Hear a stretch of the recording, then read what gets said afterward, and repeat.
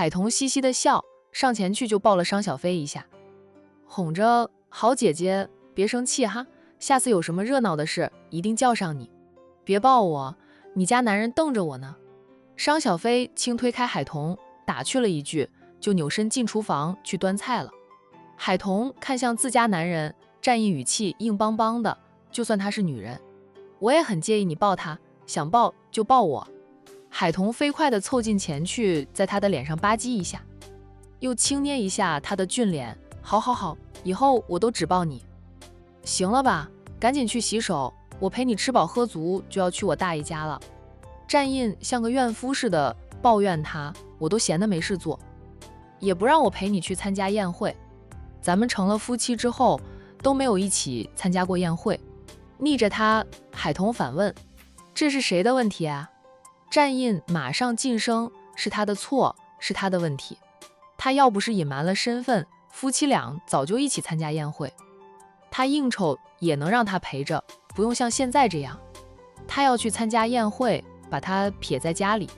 不管战印有多酸，最后他还是只能眼睁睁地看着他的老婆大人上了商小飞的豪车，姐妹俩扬长而去，把他抛下。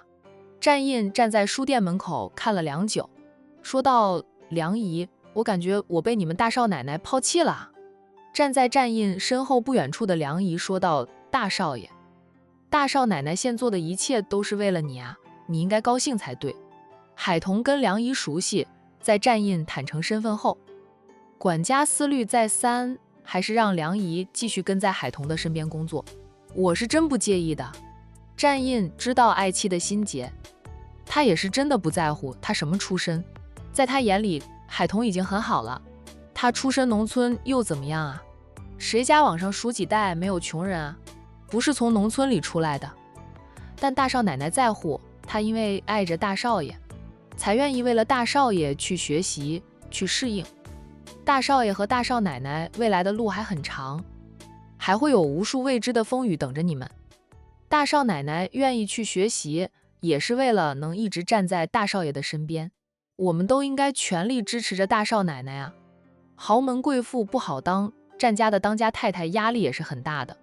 大少奶奶有上进心，愿意为了大少爷去学习，努力让自己成为一名合格的当家太太，说明大少奶奶很爱大少爷，否则谁愿意去改变自己？我就怕她适应不了，然后跟我说我们不适合离婚吧。梁姨，大少爷，你要相信你自己啊，相信大少奶奶。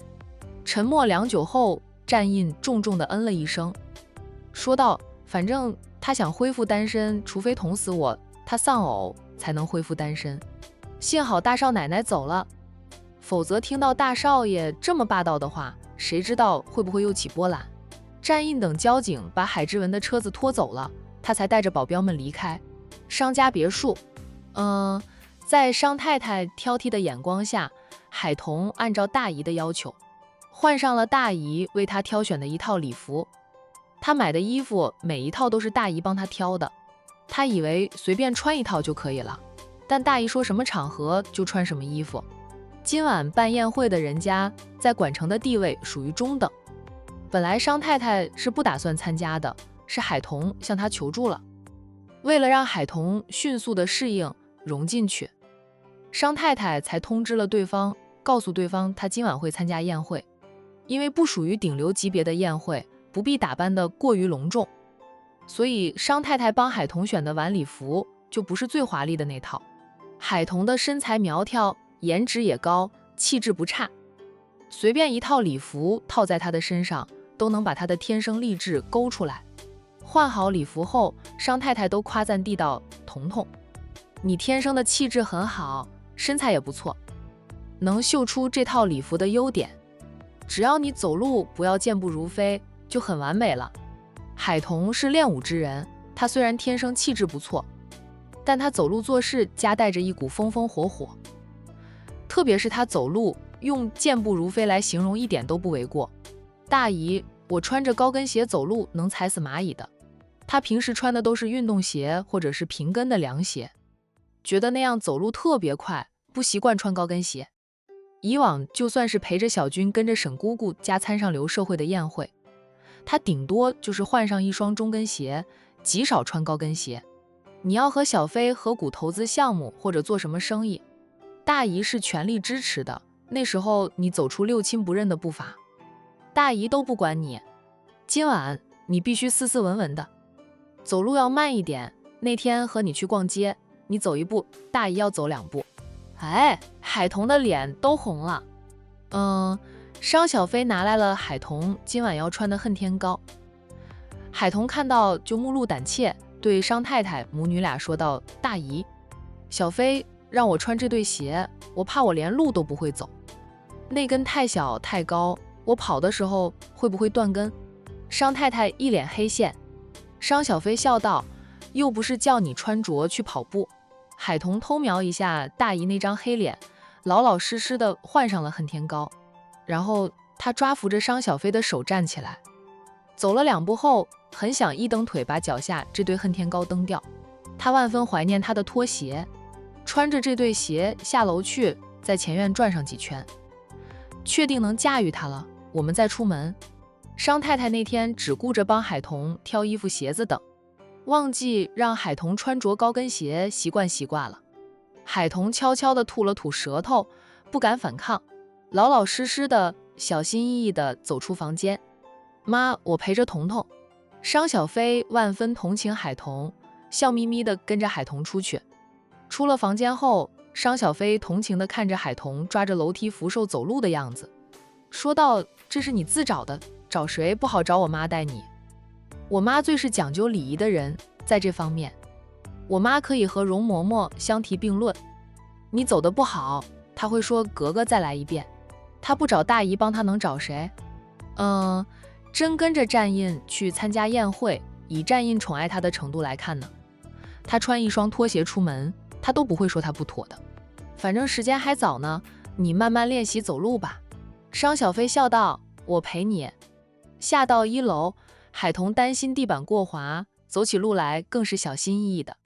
商无痕和蓝晶刚从外面进来，蓝晶怀孕了，回了娘家一趟，在娘家用过晚饭。商无痕下班去接她，看到海童那小心翼翼的样子，小夫妻俩都愣了愣。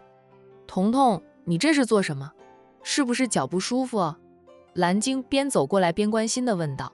商小飞笑道：“大嫂，你看彤彤的鞋吧，她不习惯穿高跟鞋，妈让她穿着这双鞋到外面去走上几圈，能走得自然些了再带她出门。”蓝晶低头看海童脚下那双恨天高，又看海童一脸的生无可恋，他笑拍了拍海童的肩膀：“彤彤，难为你了，不过你想想战少就能克服一切的了。”海童跨越的步伐太大，想融入战印的圈子里，付出的是多一点。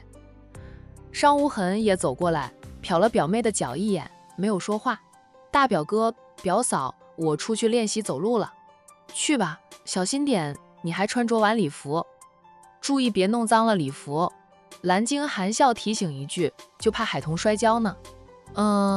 海童走得更加的小心了。商小飞就陪着他出屋。那海童在慢慢适应高跟鞋时，商小飞拍了视频，然后发给战印。自从知道海童是商太太的外甥女后，战印就悄咪咪地把商小飞从黑名单里放出来，就连海童的微信，战印也趁海童睡着后帮他改了过来，朋友圈不再秉着商小飞。此刻呢，战印才能收到商小飞发给他的视频。商小飞发了视频给战印后，又发一条信息过去：“战印，彤彤为了你很努力的了，但愿往后余生，你都不再辜负他，不再欺骗他。”战印回复了：“此生柔情只给海童一人。”商小飞盯着战印的回复看了良久，没有再发信息过去。他陪着海童在院子里闲逛，那样海童就会越走越自然。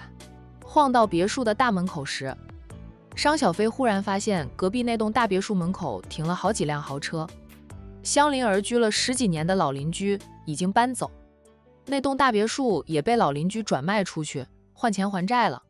商小飞想让母亲把邻居的大别墅买下来，与自家的大别墅连在一起，结果母亲联系老邻居的时候，对方就告知已经把别墅卖出去了。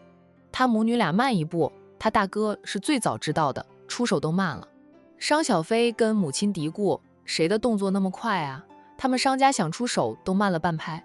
此刻看到停着那么多辆豪车，商小飞猜到可能是新邻居过来看房子吧。别墅买下来，对方肯定会重新翻修呀，改动一下格局的。小飞，看什么？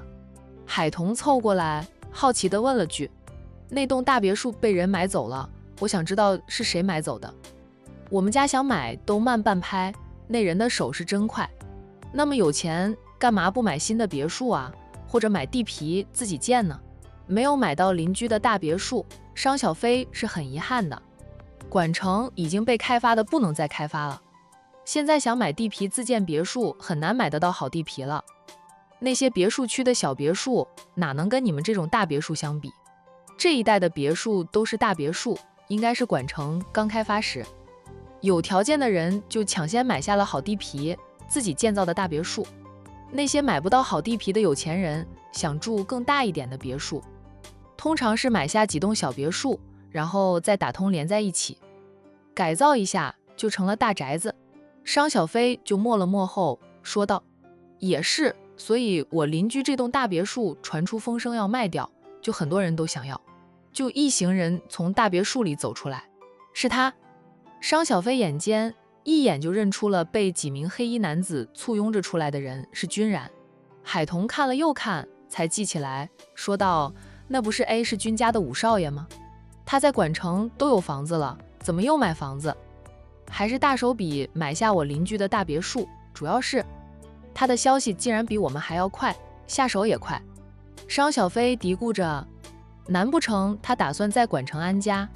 君然只是负责风尘集团在管城的生意，还会经常回到 A 市的，他的家在那边吗？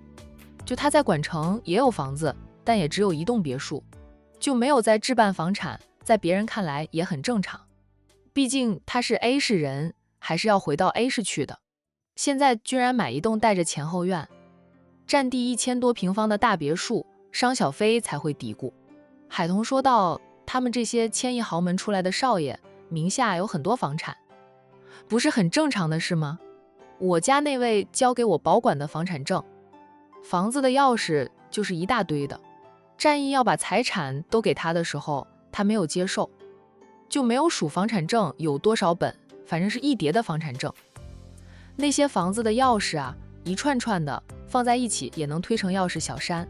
商小飞也是，居然从大别墅里出来后，本准备上车离去，保镖低声跟他说了句话，他扭头看到了商小飞和海童，略一迟疑，他朝2个人走过来。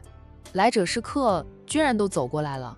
商小飞呢，就便打开了别墅的大门，微笑地看着君然近前。君五少，我们又见面了啦。君然也笑，是的，又见面了。他又朝海童点头问好，大少奶奶。五少，海童也叫了他一声。商小飞问君然，君五少买下了那栋别墅？是我买的。五少的消息真是灵通，我们与张家是10几年的邻居的，满以为收到的消息是最快的。结果我们家想买下张家的大别墅时，被告知已经卖出去了。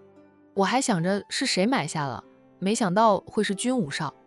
君然笑了笑，说道，张氏的公司是我收购的，知道张总要卖掉别墅还债，我跟他回来看过后，就决定买下来。听商小姐这样说，我庆幸我下手快啊，要是略犹豫一下，张家别墅就要落入商小姐手里了。商小飞也笑，以后咱们就是邻居了。五少还要把别墅重新装修吧？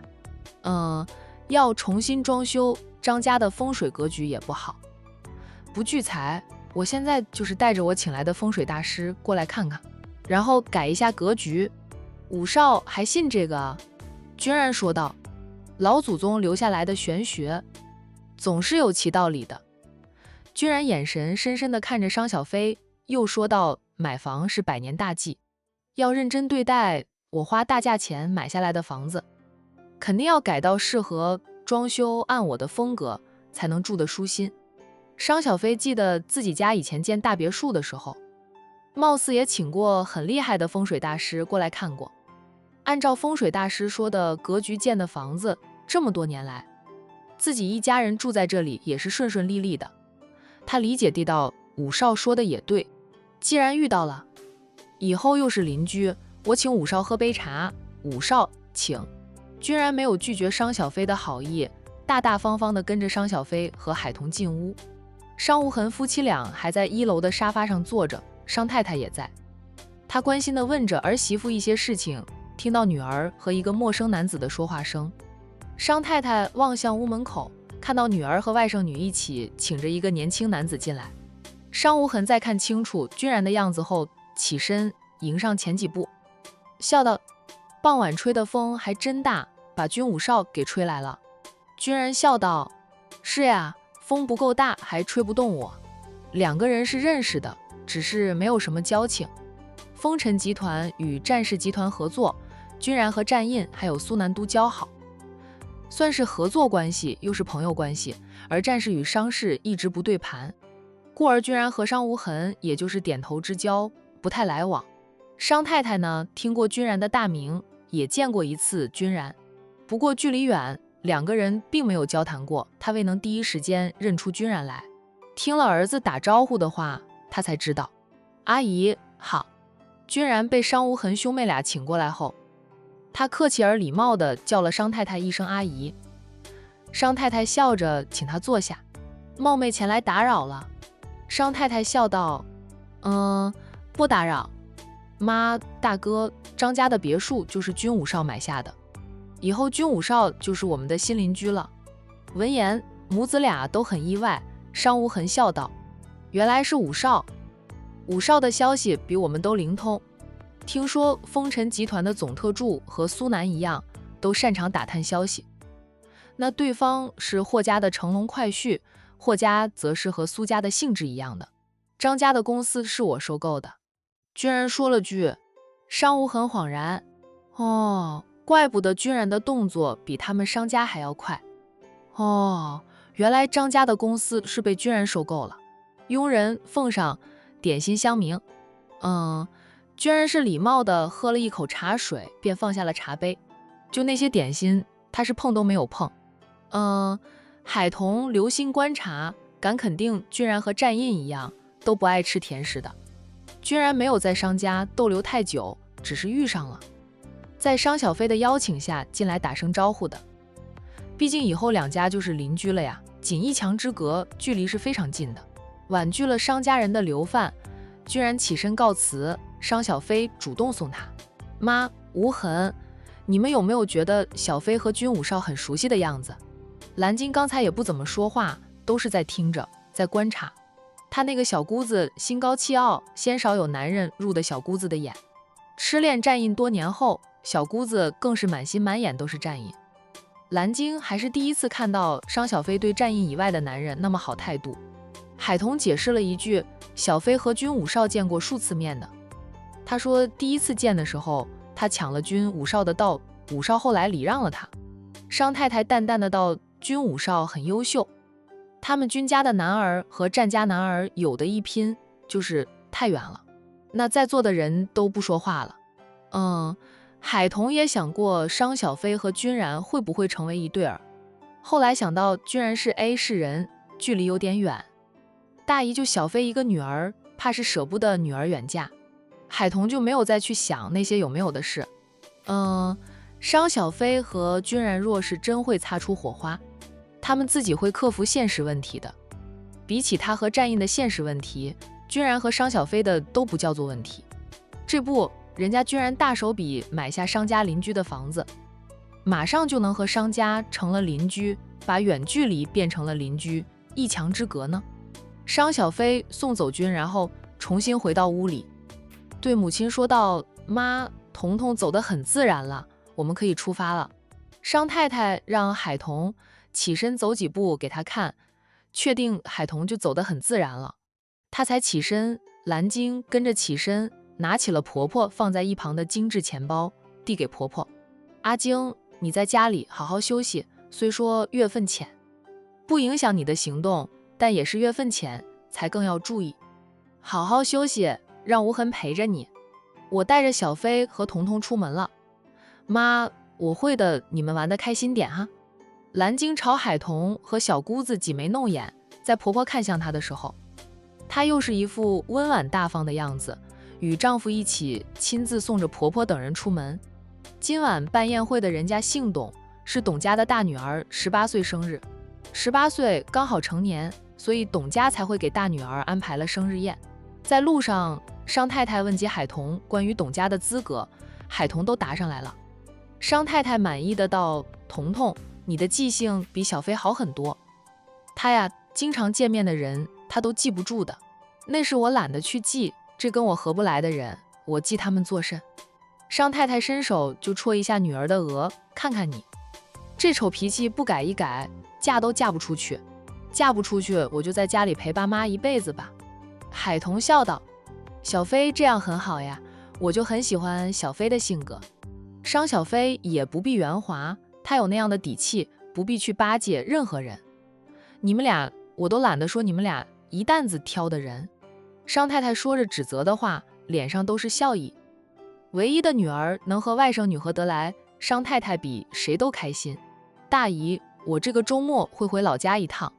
商太太没有问她回老家做什么，直接说到那天等一等大姨，大姨和你姨丈一起跟你过去看看。我和战印大概是吃过早餐就出发的，我明天还要去买上一车的砖还有砂石，拉回老家去，告诉他们我要翻修我爸妈的房子或者重建。商太太是个聪明人，知道海童这是正式向爷爷奶奶宣战，开始争夺父母留下来的遗产吧。海老头夫妻俩住在海童的家里，可以，但梁老是想把海童父母留下来的房子给海志文的，这是海童姐妹俩决定打官司的原因。凭什么他们父母建起来的房子，土地使用证上的名字都是他们父亲的名字？按照继承法来继承，怎么轮也还轮不到海志文来继承呀。他姐妹俩还活着呢，你知道去哪里买砖以及砂石吗？商太太关心地问了句。我上次回老家的时候跟阿玉婶联系上，我打电话问她的，她家去年才重建的房子，从她那里拿到了电话，随时打电话给拉砖的司机，就可以在周末给我送一车的砖过去。海童一直都想着要回父母的房子，以前姐妹俩还没有那个能力呢，现在有能力了，自然要展开行动。本来姐妹俩想着爷爷奶奶要住，就让他们住到他们百年归西了，那房子自然而然就会回到他们的手里。是他们想的太天真了，在爷爷奶奶赶他们走的时候，人家就做好了霸占房子留给他们的儿孙的。当年爷爷用棍子赶姐妹俩出门时，叫嚣着你们的爸是我的儿子，我儿子死了，他留下来的一切都归我这个当爸的所有，是他当儿子的最后孝敬我这个当老子的，你们俩要是带把的，就算老子再苦再累也要把你们养大，把你爸的房子留给你们，你们是丫头片子，还想继承我儿子的房子，门都没有。丫头片子有什么用？养大了就是别人家的，我儿子辛辛苦苦建起的房子，岂能便宜了外人？在老头子的心里，家产与女儿无关，他的3儿子只有2个女儿，没有儿子，那么3儿死后，房子给侄儿继承，好歹也是他们海家的人，好过便宜了外姓人。海童记得清清楚楚的，爷爷说让他们姐妹俩有本事的，以后就去争婆家的家产，海家的家产，与姐妹俩无关的，让她姐妹俩一根草都别惦记。在农村的确有那不成文的规定，农村的房子留给儿子，那要是家里条件好的，也疼女儿的，可以在外面给女儿买一套房子。那些没有生育儿子的人家，要么是女儿招婿上门，要么是把房子给了侄儿。以前的纯女户都是把房子过了侄儿，现在年代不一样了呀，人们的思想也在改变。纯女户的人家，只要拎得清的都是把家产留给自己的女儿，拎不清的就会听老人家的话，把家产给侄儿，说什么指望着侄儿送老送终。海童觉得那些拎不清的父母真的是脑子有坑，自己亲生的女儿都指望不上时，你还能指望侄儿吗？侄儿也有他们的亲生父母，结婚后也有妻儿子女，他们说不定连养自己的父母都困难呢，哪还会顾及当叔叔伯伯的？姐妹俩要回老家争夺父母留下来的房产，也是向封建思想宣战，为他们当女儿的争一口气。你都安排好了就行，要是不知道的跟大姨说一声，大姨问一下别人就能知道了。想到站印的本事，商太太又说道，不过有站印在，大姨也不用替你操那个心。提及到站印，海童忍不住给站印发信息，问他在做什么。站印很快就回复他，我在想你。他抑制不住笑意，但又不敢笑得太放肆。我们在去董家的路上了。站印问他怎么现在才出门，能驾驭那双恨天高了吗？海童愣了愣，发信息问他，你怎么知道我穿着恨天高？他从书店里离开的时候是穿着平跟鞋的。站印老实的道，表姐拍了你走路的视频发给我。彤彤，谢谢你啊，也难为你了。那谢谢他肯为了他努力融入他这个圈子。他本是随性的人，平时的穿衣打扮都是怎么舒服怎么来，就为他而改变，是真的难为他。他心疼也感激，发誓余生要宠他在心尖上。海童，原来是小飞出卖了我。我穿着高跟鞋走路的样子是不是很好笑？我无时无刻都想蹬掉那双高跟鞋，就还是穿着拖鞋舒服呀。管城所在的这个省的人，一双拖鞋走天下，也是在全国出了名的。遇到了军武少，请军武少坐了坐，我们出门才晚了点。海童回答了丈夫刚才的问题。站印有点意外，问道，怎么会遇到军武少的？我大姨家旁边的那栋大别墅被军武少买下来了。军武少带风水大师过来看房子，遇到了。小飞就请军武少进屋里坐了坐，怎么说以后也是邻居了。夫妻俩互发信息都是打字的。海童就放心大胆地把自己的猜测跟丈夫说了。她说，站印，我总觉得军武少买张家的别墅是想和小飞当邻居。他的手受伤时，小飞陪着他在医院吊点滴。军武少因为急性肠胃炎也去了医院。商小飞可能没有留意到，海童却是看得清清楚楚。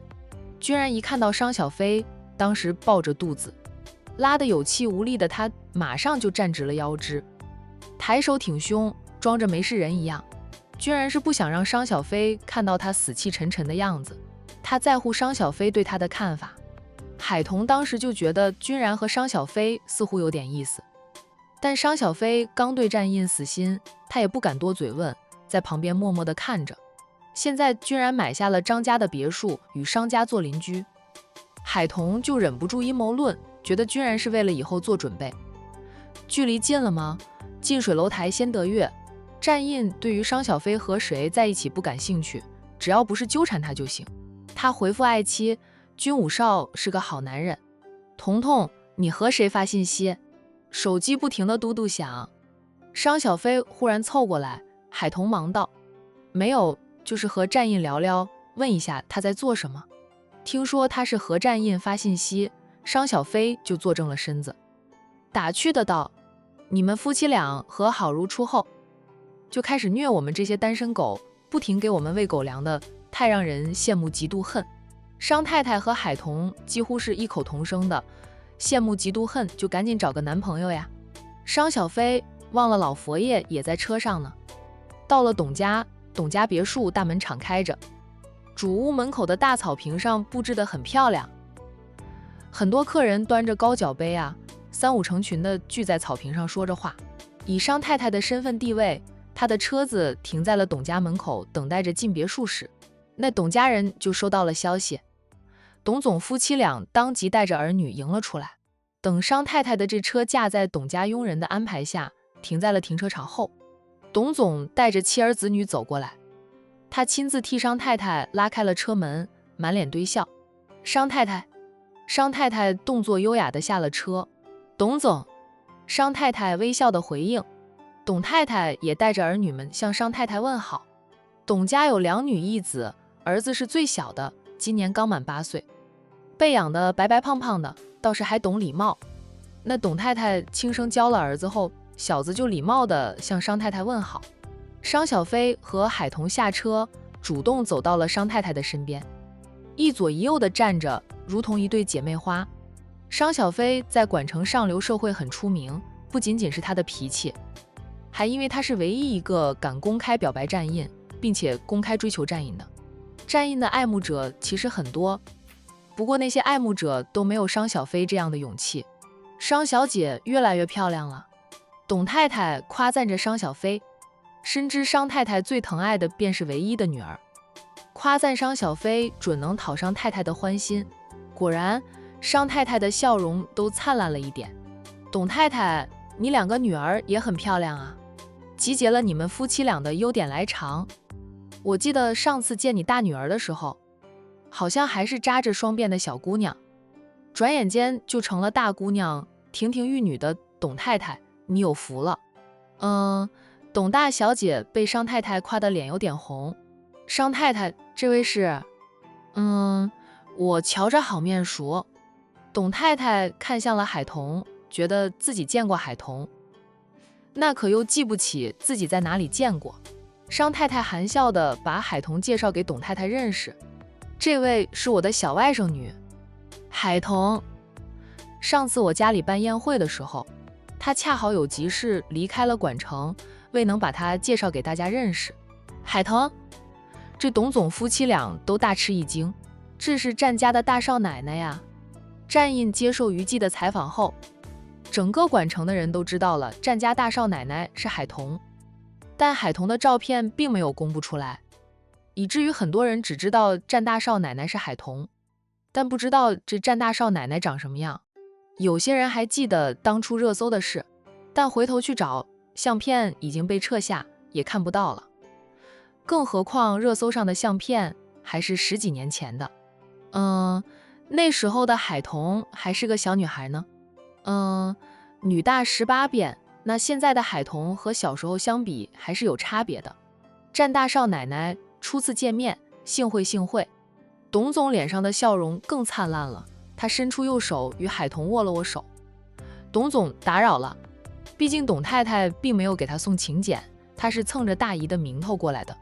董太太笑道：不打扰，战大少奶奶能来是我们的荣幸。海童手里还拿着商太太为董大小姐准备的生日礼物，他适时地把生日礼物递给商太太。商太太接过了，再转手递给董大小姐，笑着对董大小姐说道：董大小姐，祝你生日快乐啊。董太太忙道：商太太，叫她小名阿朱就行。你们能来参加我们为阿朱办的生日会，我们就很开心，还如此破费，太客气了。他示意女儿接过商太太送的生日礼物，商太太送的是一套珠宝。董大小姐接过了商太太的生日礼物，并道了谢。因为商太太只带着女儿和外甥女来，商先生并没有跟着。那董总便让妻子带着2个女儿陪着商太太，他则去招待其他客人了。董太太热情地迎着商太太3人进屋，一路而入。所有人都看到了董太太的热情中夹着恭敬，特别是对商太太身边的一个年轻女性，真的是恭敬有加。很多人都说海童配不上战印，董太太却看得通透。甭管海童配不配得起战少，她已经是战少的合法妻子，是战家的大少奶奶。战少公开海童的身份时，是因为他的宠妻人设接受采访的，能让战少放在心尖上宠着。海童这个大少奶奶位置就是稳如泰山的了。战家长辈一向以开明制称，听说这海童还是老夫人选定的，有老夫人当靠山，海童就算是个乞丐，也没有人敢对他不敬。